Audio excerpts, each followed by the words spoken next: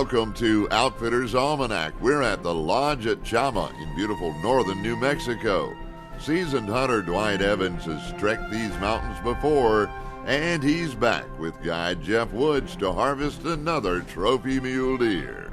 This is my second time to come to Chama. I came mule deer hunting last year. We had a great time. I got a really nice trophy buck, and this time I want one with a little bit more mass. And so I wanted to come back. It's exciting, a lot of different mule deer here, and I wanted to get a little different style. First morning we're going out and spot a really nice buck. He was fairly far away at that point in time, and it was fairly early. We couldn't clearly see whether he had briar tines or not, and couldn't really see the length of the splits. But we knew that it was a wide deer, long main beam. We knew it was really good mass, but we knew there were other good deer in the area also. Jeff's a great guide. He really knows the area and really knows the deer, and he has hawk eyes. He can spot things very, very quickly. And so while we were looking at him, you know, I was looking through my binoculars, but Jeff had his spotting scope, so he asked me to come around and look through the spotting scope so I could see it closer. So at the distance the deer was, Dwight didn't really want to shoot that far. We knew he had good mass. That part on him was real impressive. But it just wasn't the kind of buck you're going to jump out right out of the box and punch a hole in him. So we want to take a look and see what we could find before we made the final decision on him. We checked him out for quite a while. We deliberated and discussed whether he wanted to shoot this buck, because we'd been seeing another bigger buck. And so we drove around and looked, and so we decided to come back, and we knew this buck was going to be probably on the top of the hill. So you think he may be up here now? Yeah, let's just ease around here, because we saw him right down below those pines there earlier this morning, and I figure he's going to be up in this stuff somewhere. Okay. So we eased around and come in above where the buck had gone in that morning, and we looked at him a little bit more, and then Dwight was sure he'd go ahead and take him once he saw the mass of the buck. We're moving along, and we spotted him bedded down, and we got fairly close, and he got up slowly walking away, but directly away from us. See if you can get on him. Okay. He's going behind there. Now let's move over here to this side. He's going to hit that little clearing. When he does, you'll have a shot there. Okay. But we thought he was going to come back to the right, and sure enough, he did. Okay, there he comes. About 2 more steps, and you're going to have him out and open. Okay, I'm on him. You shoot. Okay, you got him good? Yes. You know, it's a perfect shot. Oh, man, good shot. You hit him hard. We went right down. You hit him hard. Yeah. Whoever behind that brush will walk up there. He'll be down there somewhere. You think he's going to stay down? Yeah, I think he's going to stay down. Be ready, because with this brush, you're going to have to be quick on this one. But I don't think he's going anywhere. As hard as you hit him, he's going to be laying right there behind that brush. Good. There's a lot of nice mass there. Well, we noticed that earlier on him. That's one thing we did like was the mass on him. Oh, yeah, he's got that nice kicker, too. Got a little kicker on this side also. Yep. That's a nice buck, and he does have good mass. Sure does. Well, it's a good one. You did a good job on this one. Thank you very much. Congratulations. Coming up, guest Jamie Reynolds and guide Alan Darrow hit the hills in search of a New Mexico Merriam.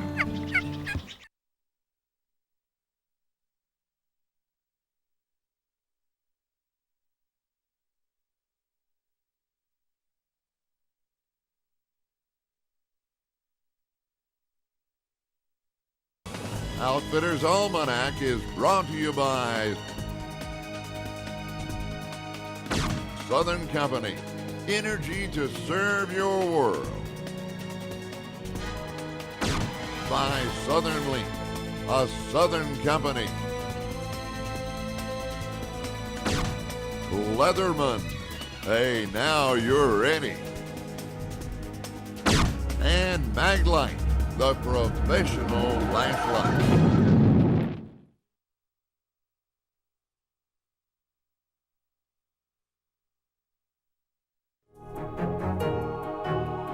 Welcome back to Outfitters Almanac. We're in the mountains of Chama, New Mexico with Jamie Reynolds and guide Alan Darrow hunting the fascinating Merriam turkey.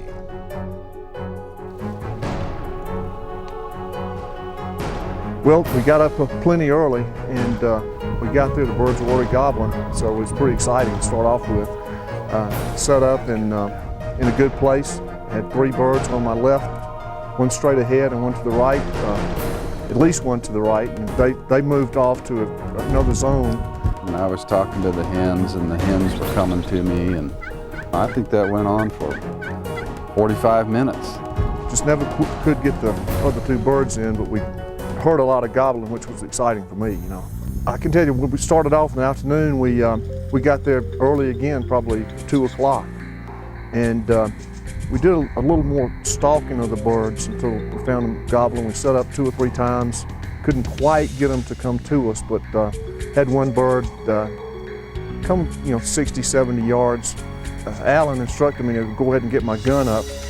I'd say about, if I exaggerated, say 20 minutes, but I'd say it was a good 15 minutes, it felt like. I was holding the gun in place, and finally Alan was kind enough to say, okay, you put your gun down now. In the end, we lost that war, so we had to move on down the road. We backed off at least 150 yards to go around so they wouldn't notice, it wouldn't spook them. And we set up in a good place, and Alan says, look to your left. And I did, and it was, here's some hens. I guess in the first bunch, 5 or 6 hens coming down the hill. They circled through, and then I'd say, I can't remember, 4 or 5 jakes came down the hill right behind them. My heart's thumping pretty good now, because I said, okay, it's got to be a gobbler coming here pretty soon. And so that, every kind of facet of the hunt got more exciting, as it went along. Well, when I heard the gobble on the hill, the first thing I was thinking, am I set up in the right place? Am I going to get a shot? Is my view correct? All of a sudden, one gobbled. He couldn't have been 2 feet from me. I had no idea he was there. And, I don't know how I kept my cool, but somehow I did. I was laughing inside. I'd like to see Alan's face. He was so close to Alan when he gobbled.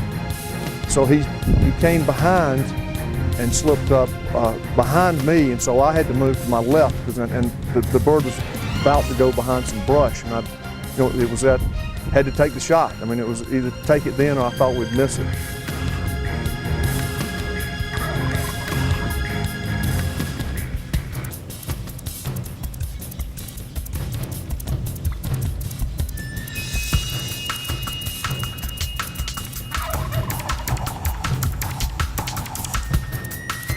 He did a masterful job of moving, slid around. Big Tom didn't know it, and the plan worked out.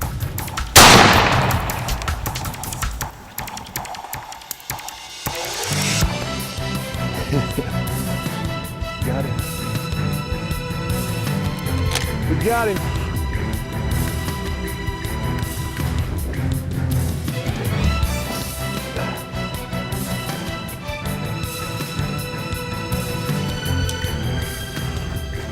Oh man, what do we have here?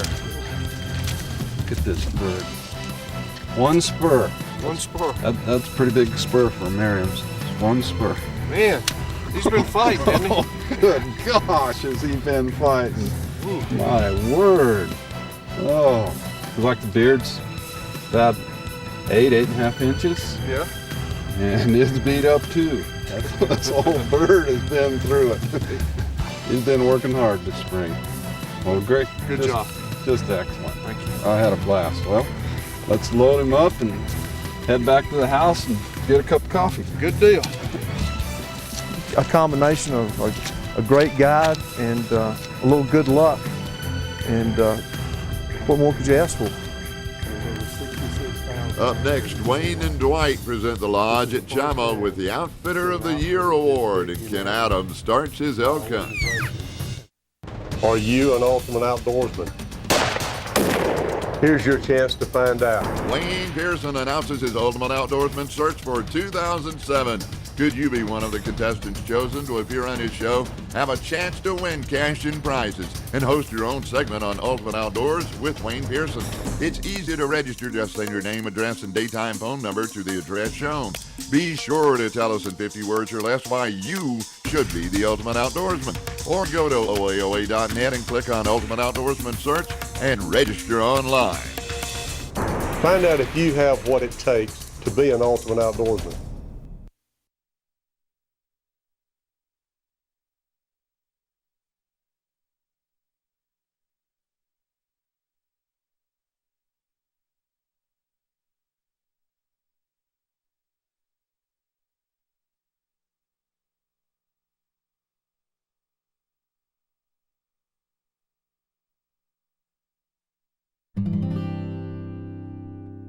You're watching Outfitters Almanac. Wayne Pearson and Dwight Evans are about to present the Lodge at Chama with an award, and first-time elk hunter Kent Adams begins his hunt.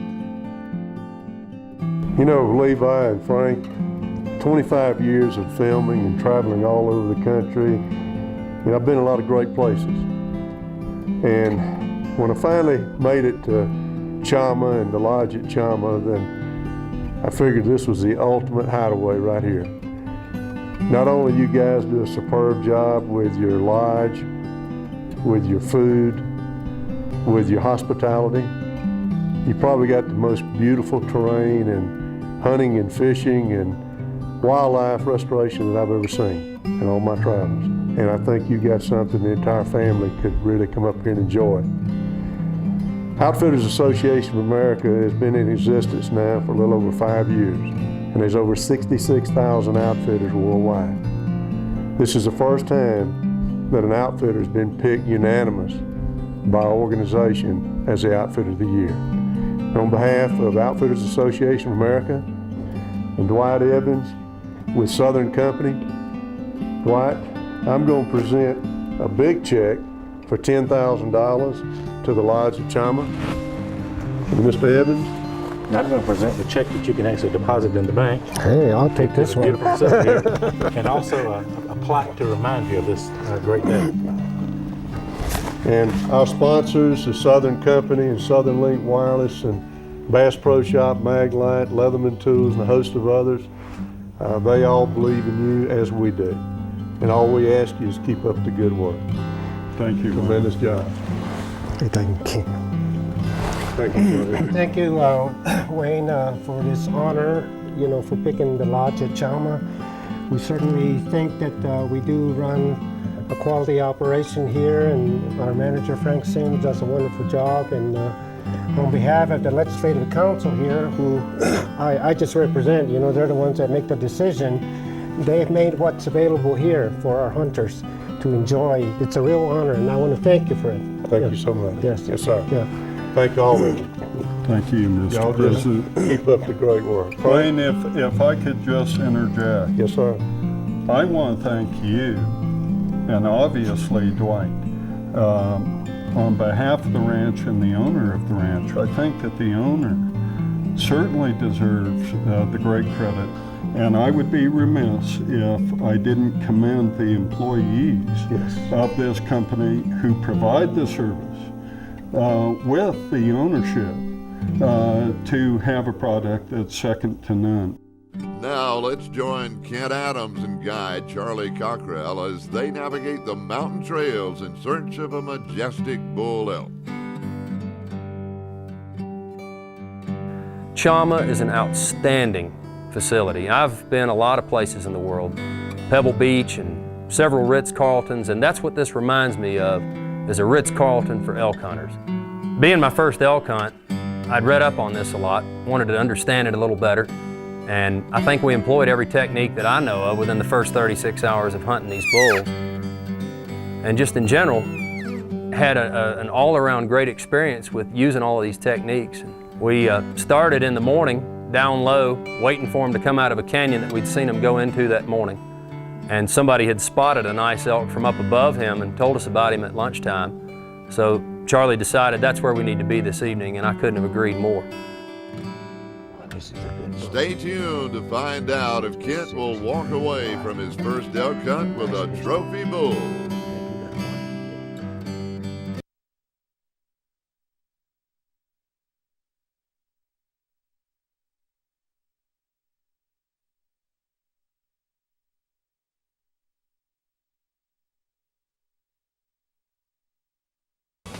Outfitters Almanac is brought to you by Outfitter Tough,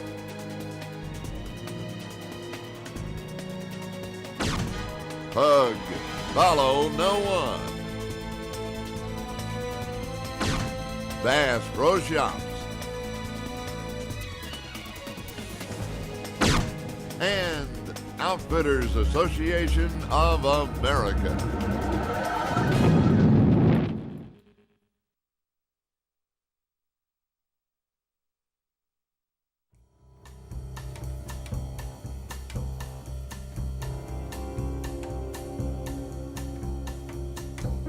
You're watching Outfitters Almanac. Being unable to get the bull they were after, Kent Adams and guide Charlie Cockrell changed their strategy. Nothing happened much. The elk were bugling some. We did have a bull in the oak brush. You could hear his horns rattling. He's raking a tree. In my opinion, we would just spook him. We hadn't been there maybe 15, 20 minutes, and we looked up Skyline, and boy, there stood a nice bull. And he said, it's getting a little close to dark. If we're gonna make a run at that canyon, it's gonna take us a while to get up there. You better have your hiking boots on, and you better be ready to keep up, because we're gonna have a strenuous couple of miles to get up to him. And he told me he'd done it before, sometimes successfully, sometimes not. And I said, that's fine, let's go for it. We're gonna run out of time, and those elk aren't gonna move.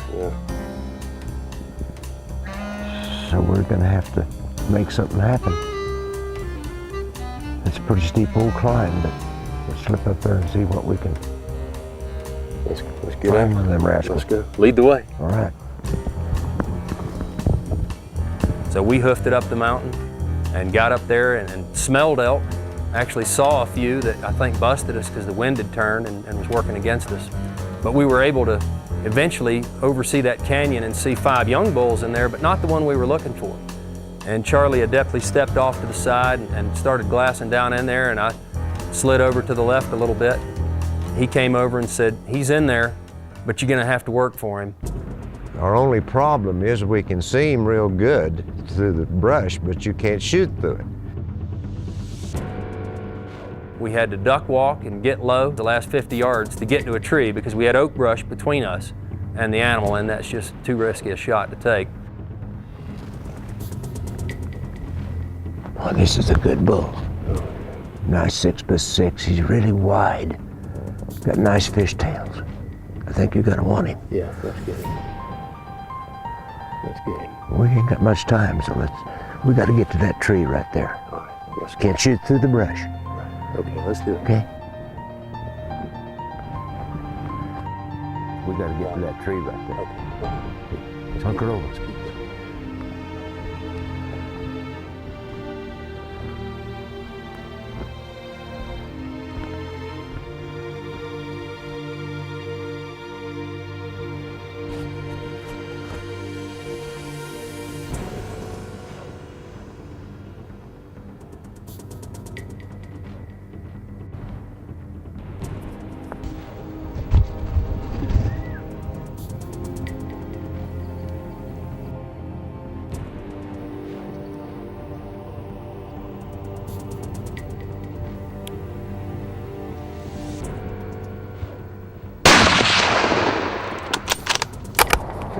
You got him. He's hit. He's hit. There you go. There you go. Yeah, he's down. He's down. He's down. Great job. Great. Thank you, Chama. Now we need a helicopter. Yes, we do. All right. He did a super job. The elk was probably 150 yards. Put a shot on him. He just ran about 25 yards and went down. And Charlie was right about this, about everything really, about that hunt. We got over there and he was a heck of a lot bigger than he looked like from 300 yards away.